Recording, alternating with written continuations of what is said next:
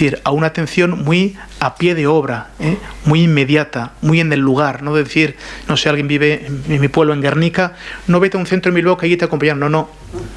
Tenemos que ver cómo otras familias y cómo la parroquia puede ayudar y sostener estas situaciones.